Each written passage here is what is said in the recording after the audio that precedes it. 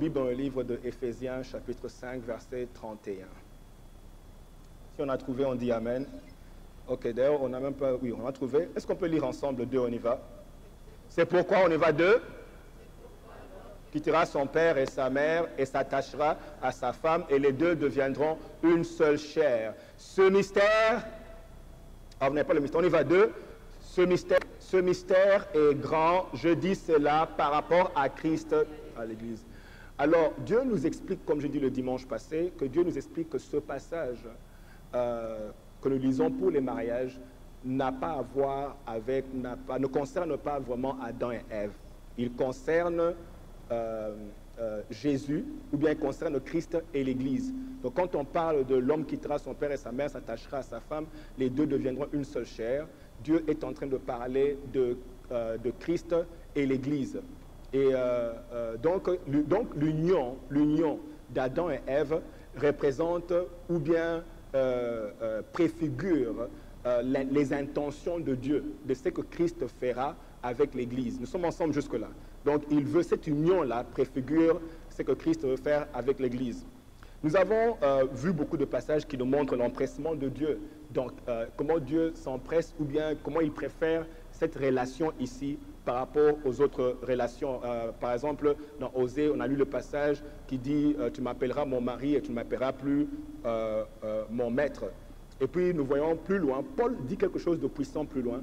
Il dit, il explique que cette union, donc l'amour l'union de Christ avec l'Église, cette union est un grand mystère. Est-ce qu'on peut dire grand mystère? Alors, il dit que c'est un mystère. Alors, nous voulons comprendre c'est quoi mystère, c'est quoi mystérion, mystère. Mystère dans la parole de Dieu, je l'ai dit la fois passée, je voudrais un peu insister ici. Paul dit que c'est un grand mystère parce que le mystère, en fait, dans la parole de Dieu, c'est un principe, c'est une vérité, c'est la volonté de Dieu ou le plan de Dieu qui était initialement caché en lui et qu'il a choisi de révéler. C'est ce qu'on appelle mystère dans la parole de Dieu. Si vous voyez Éphésiens chapitre 3, verset 9, il nous dit ceci, et de mettre en lumière pour tout le contenu, voilà, et de mettre en lumière pour tout le contenu du mystère qui était caché depuis toujours en Dieu. Le mystère était caché où? Le mystère était caché où? C'est-à-dire que Dieu a des mystères en lui et puis il a choisi à un moment de les révéler. Alors dit le mettre en lumière, ça veut dire révéler le mystère qui était caché depuis toujours en Dieu. Ça veut dire que cette union de Jésus, de Christ avec l'Église, ce n'est pas quelque chose de nouveau. C'est quelque chose que Dieu avait toujours prévu, mais c'était caché en lui jusqu'à un moment où il a choisi de révéler cela. Il y a plusieurs mystères comme ça que Dieu avait cachés en lui et qu'il choisit présentement de révéler. Si vous lisez par exemple Luc chapitre 8 verset 10, la Bible dit il vous a été donné de connaître les mystères du royaume. Okay? Donc il y a plusieurs mystères comme ça que Dieu avait cachés et qu'il choisit de révéler. Est-ce qu'on peut dire mystère? Alors, pourquoi Dieu choisit de nous révéler des mystères? Ça va servir à quoi? Pourquoi devons-nous connaître les mystères? Est-ce qu'on peut encore dire mystère? Pourquoi devons-nous connaître les mystères? Je vais comprendre, j'insiste sur le fait que le mot mystère, mystérion, ça parle des vérités, ça parle des principes ou des clés. Okay? Donc, mystère, ça parle des clés, des choses que Dieu avait cachées, des principes qu'il avait cachés, qu'il a révélés.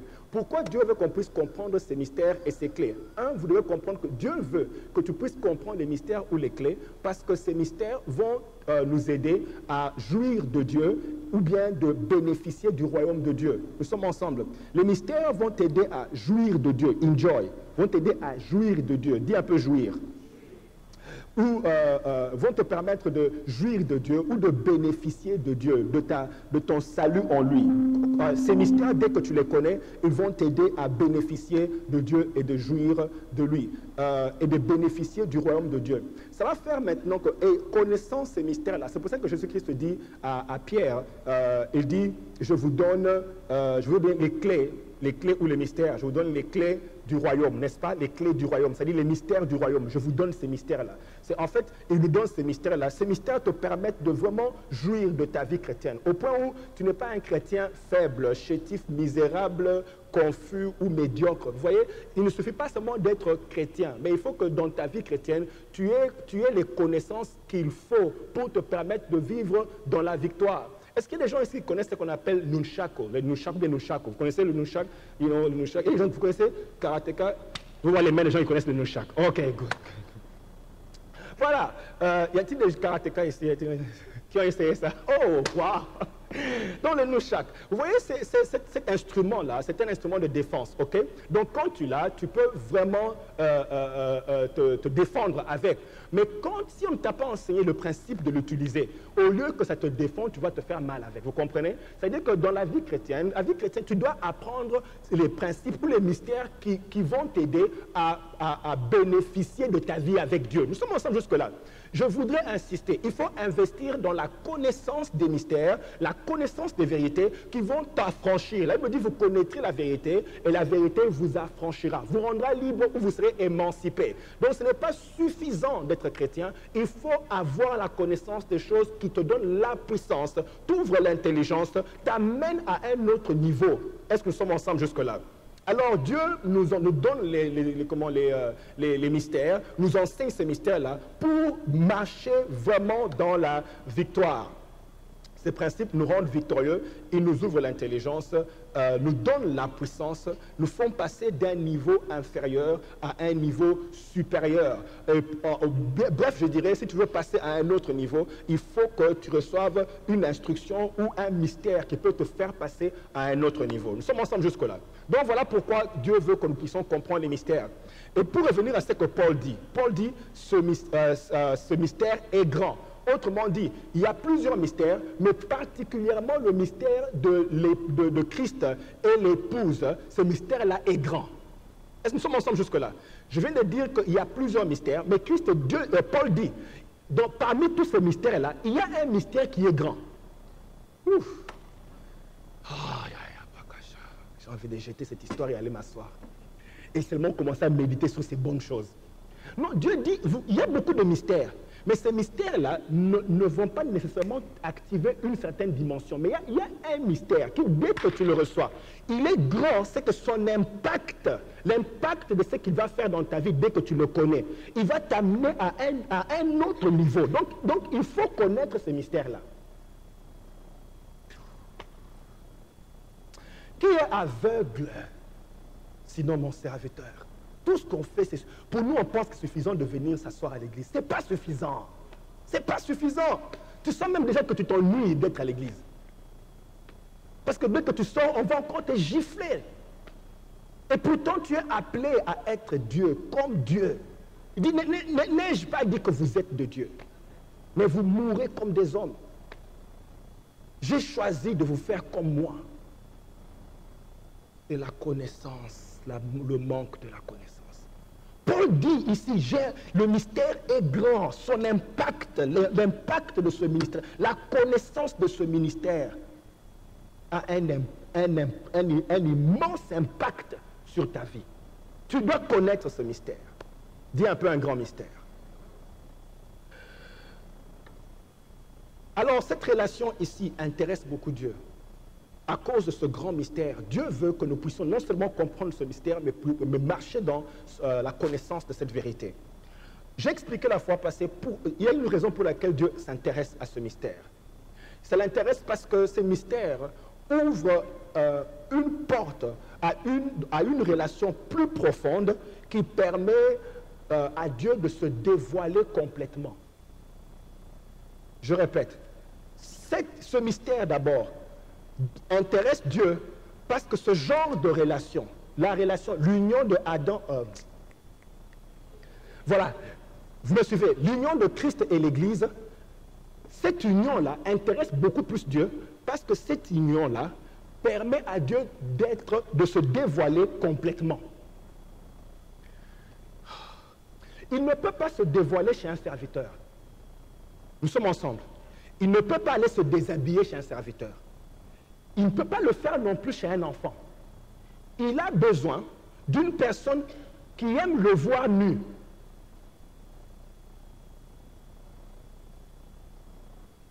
Que je m'arrête ou que je fasse quoi? Il dit, si je peux trouver quelqu'un qui aime me voir nu, je pourrais être à l'aise ou faire comme chez moi. Au lieu de parler avec des restrictions, et de faire les choses avec restriction. Je suis limité par le contexte dans lequel vous m'avez mis dans la relation. Mais si je trouve quelqu'un qui me met dans une relation où je peux enlever les habits et faire comme chez moi, à Kabasha, si je trouve quelqu'un de comme ça, cette relation-là m'intéresse le plus que la relation de serviteur. Là, j'ai des restrictions. Je ne peux pas faire ce que j'aime faire. Vous savez qu'à un moment, Jésus-Christ dit aux disciples, je ne peux pas tout vous dire.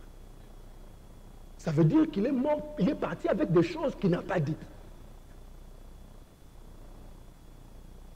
Pourquoi? Parce qu'il faut trouver quelqu'un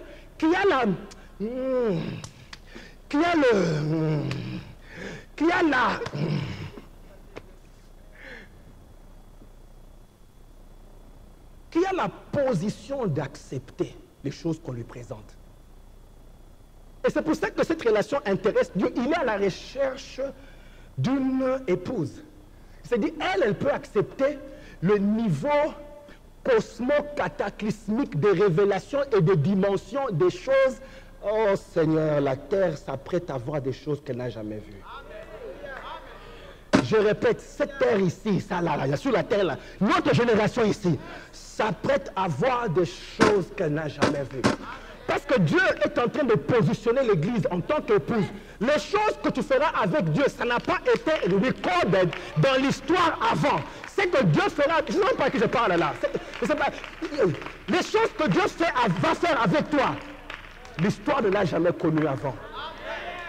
Parce que Dieu me dit, vous pensez quoi? Vous voulez me mettre dans une prison, vous voulez me mettre derrière une chambre. Je suis fatigué de cette chambre, je veux sortir. Je veux trouver des gens qui ne veulent plus, qui sont prêts à me voir nu, qui sont prêts à me voir sans gants, nu. Kabashaya.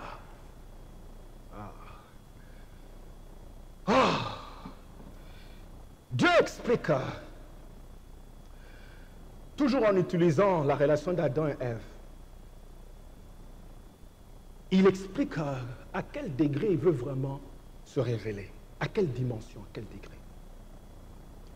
C'est pour ça qu'il dit, dans Genèse chapitre 2, verset 24, c'est pourquoi l'homme, encore le même passage, quittera son père et sa mère, s'attachera à sa femme, ils deviendront une seule. Ah Seigneur, vraiment. Ce que je regrette, je me demande, est-ce qu'il faut un séminaire? Si on donne seulement des boubous là, les deux deviendront une seule chair. L'homme et sa femme étaient tous deux. Ah. Dis un peu mieux à d'autres voix. Il n'en avait point honte. Les deux étaient. Quel que soit ce que toi tu penses la nudité, pour Dieu, la nudité est une bénédiction. C'est pour ça qu'il s'est rassuré que ce détail-là important était dans la parole de Dieu. Vous voyez, nous on pense qu'on est vraiment saint, spirituel, plus spirituel que le Saint-Esprit quand on ne parle pas de nudité. Mais l'erreur maintenant, c'est que vous voyez Dieu trouve que c'est très spirituel de donner le détail de la nudité. Dieu trouve ça très spirituel.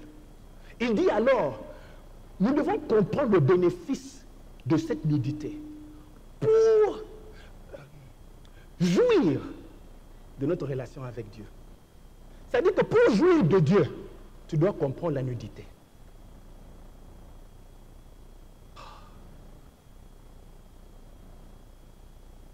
La nudité, retenez, la nudité, c'est le principe fondamental de l'intimité. La règle de l'intimité, c'est la nudité. La règle qui fait fonctionner l'intimité. Pour qu'il y ait intimité, il faut qu'il y ait... Tu ne peux pas parler d'intimité sans la... Est-ce qu'on peut dire nudité?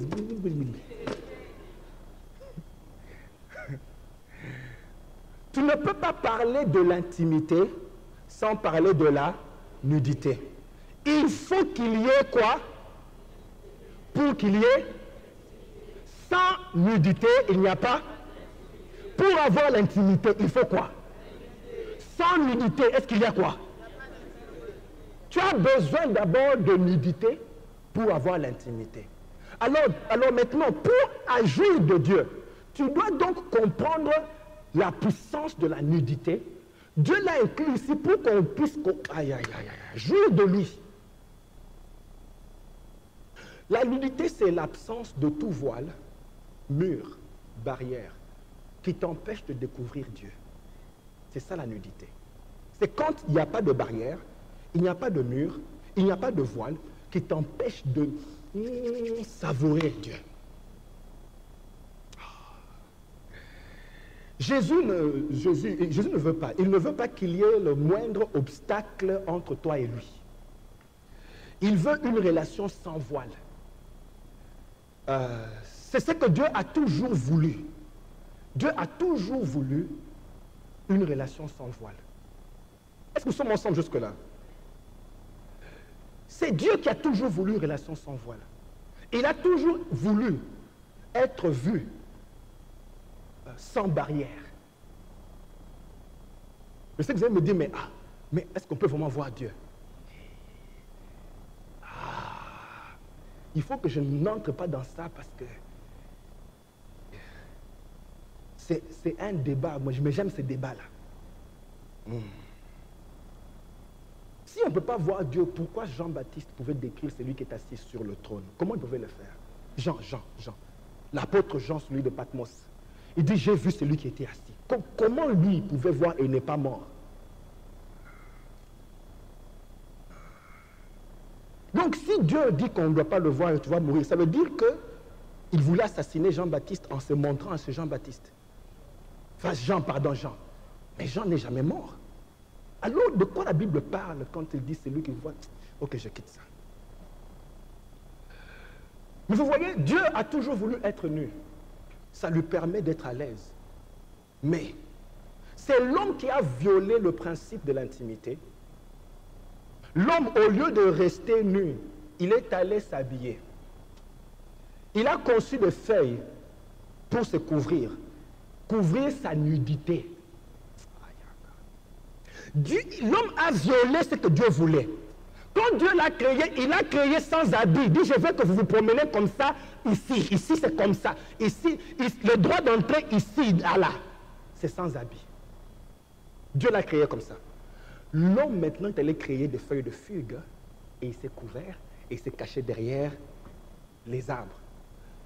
Il a violé, ce n'était pas l'intention de Dieu, mais l'homme a violé le principe de Dieu. Donc, ils ont été disqualifiés de l'intimité avec Dieu parce qu'ils se sont habillés.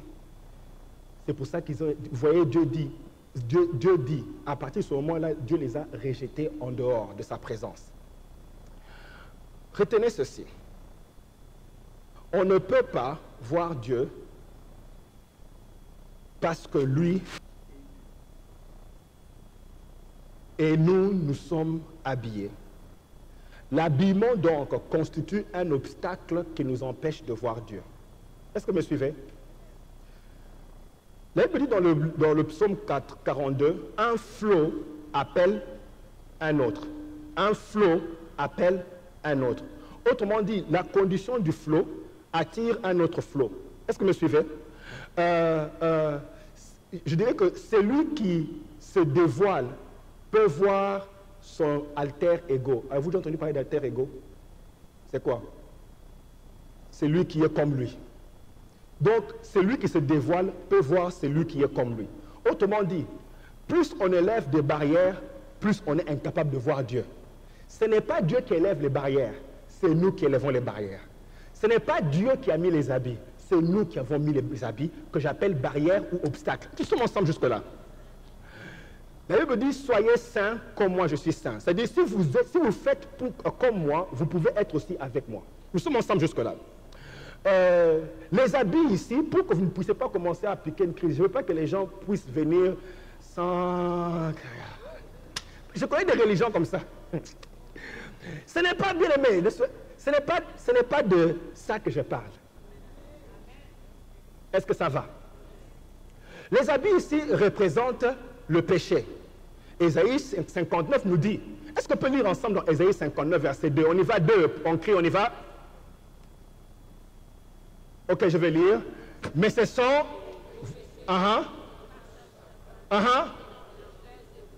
Ce sont vos crimes qui...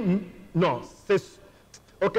Mais ce sont vos crimes qui mettent une séparation entre vous et moi. Ce sont vos péchés qui vous cachent. Dieu est caché pourquoi? Ça veut dire que lui, il veut être vu. Mais ce que nous on fait, ce n'est pas lui qui veut se cacher. C'est ce que toi tu fais. Vous me comprenez? Ce n'est pas Dieu qui a le problème. C'est toi, c'est toi, ce que tu fais t'empêche de voir Dieu. Mais il a toujours voulu être vu. Je dois expliquer le péché parce que vous voyez, même chez les chrétiens, je pense que même les chrétiens sont confus, ne savent même plus c'est quoi le péché. C'est pour ça que je dois un peu expliquer qu'est-ce qui nous empêche de voir Dieu. Vous voyez, les chrétiens sont confus par rapport à ce qui nous empêche même de voir Dieu, parce que nous sommes confus. Surtout quand tu vas dans les fêtes, c'est là que tu vois que même les chrétiens sont confus. Tu vas voir les chrétiens, au lieu d'être distingués, être séparés, le chrétien danse même plus fort que les païens des chansons bizarres. Et les danses obscènes là. Hey! Pourquoi pour une danse, il faut que la main soit entre la jambe? Et des fois, ce n'est pas seulement une main, c'est les deux mains. Des danses, mais tu vois, chrétiens,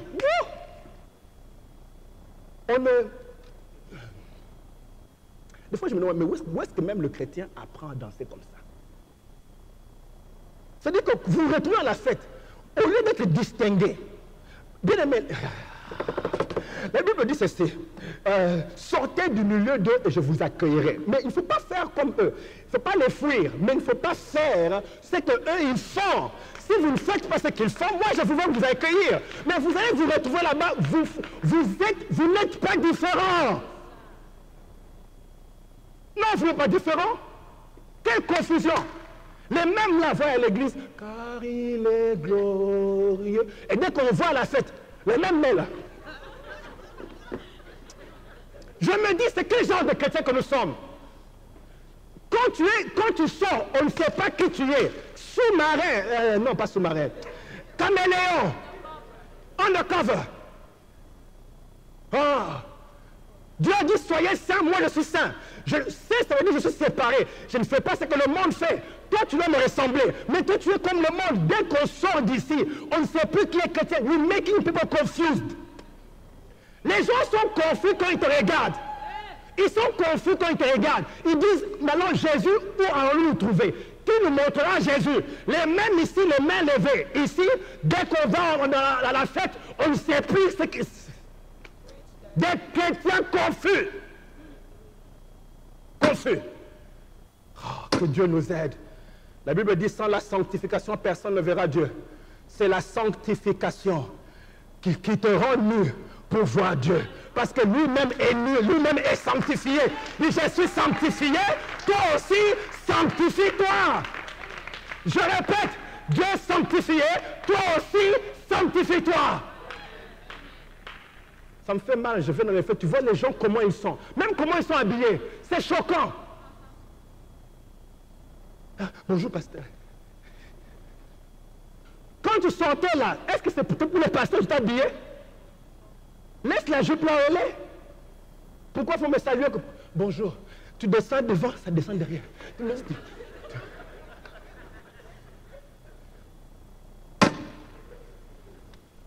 Non! Un chrétien est sanctifié. Quand il entre quelque part, on sent par ça comment il parle, comment il est habillé. La noblesse de la sanctification, ça coule de partout. Quand on le regarde, on sent. Toi, quand on te regarde, on est confus. Dieu dit, sans la sanctification, tu ne peux pas me voir. Ça veut dire que lève les mains comme tu veux. Parle et prie comme tu veux. Et ceux qui sont qualifiés à voir ma gloire, ma nudité là, ce sont ceux qui marchent dans la sanctification. Ce n'est pas les mains que tu lèves, c'est la sanctification. Alléluia. Sortez du milieu d'eux. Sortez du milieu d'eux. Une chose qui habille nos âmes, qui jette un vêtement, une couverture sur nous, c'est les choses qu'on garde dans l'âme. Culpabilité, La culpabilité, c'est démoniaque. Parce que Jésus l'a dit, il n'y a pas de condamnation. Ça veut dire que tu dois comprendre que dès que tu te sens coupable, va vite trouver la source et déterre la culpabilité, parce que ce n'est pas comme ça que Dieu te veut. Dieu sait que la culpabilité jette un vêtement sur toi. Il y a un frère qui me dit, j'ai levé les mains pour prier, puis soudainement je me suis rappelé ce que j'avais fait.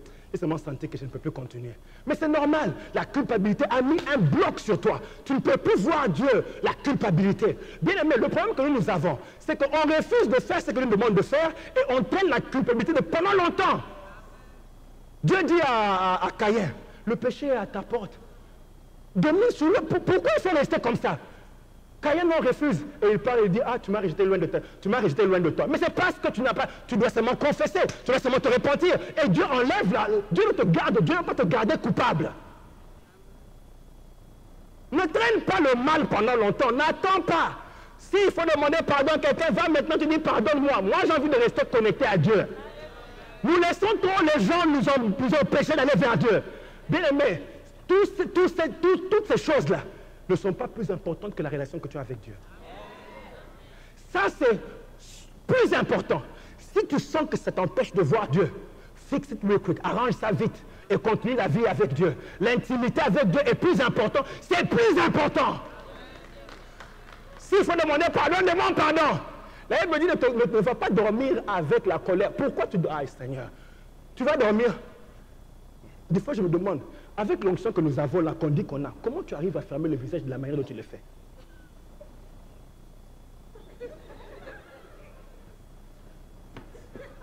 Tu dors le visage comme ça. Mais les visites que tu auras là, les gens qui viendront te voir la nuit avec un visage comme ça, tu vas attirer des gens bizarres. Mais en même temps, chrétien, tu as des choses. Ah, tu verras Dieu comment. La Bible dit, heureux ceux qui ont le cœur pur, car ils verront Dieu, Matthieu 5:8. Le cœur pur, c'est-à-dire un cœur qui est séparé des scories, pas de mélange, merci. Pur, c'est sans mélange, comme l'or pur, sans mélange. Amertume, vengeance, la peur. Vous savez, je parlais avec quelqu'un qui me dit, ah, pasteur, tu sais, quand j'étais plus jeune, j'étais molesté. Maintenant que je suis marié, quand mon mari me touche, je sens une aversion. Mais je dis, mais c'est à cause de ce qui était arrivé avant. Alors bien aimé, même si, donc ce n'est pas une question d'enlever les habits. Et ce qui se passe à l'intérieur de toi qui t'empêche, même celui qui est nu, qui veut venir, ne peut pas rencontrer ta nudité à toi parce qu'il y a des choses qui barricadent la nudité. Vous comprenez l'intimité? Si tu enlèves ces choses-là, l'intimité revient. Comment même Dieu va te toucher? Dès qu'il te touche, non, pas comme ça. Non! Lève ta main et dis, Seigneur, aide-moi, Seigneur, aide-moi. Ce sont ces choses ici, donc, qui font que nous sommes couverts et on ne peut pas vraiment connecter avec Dieu. Il y a tout plein de choses en nous qui nous couvrent et tu ne peux pas être intime avec Dieu. Et c'est ça, c'est ce que moi j'appelle habits, vous me comprenez?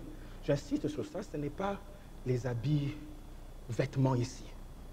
Ce sont les choses qui couvrent notre intimité, qui nous empêchent d'aller plus loin avec Dieu.